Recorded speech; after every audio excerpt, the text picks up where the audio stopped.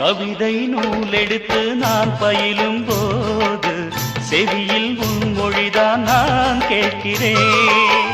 இரவில் காய் விரித்து நான் துயிலும் போது கனவில் உன் முகம்தான் நான் பார்க்கிறேன். ஓயாதது உன் ஞாபகம், ஒன்றானது நம் ஜாதகம். ஓயாதது உன் ஞாபகம்.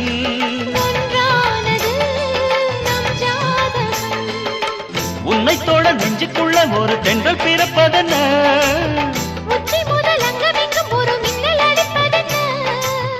காற்றும் பூவும் காதல் பேசும் நேரம். வாருங்கள் வாருங்கள் வானத்து மேகங்களே, வந்து பாடுங்கள் பாடுங்கள் ஆனந்த ராகங்களே.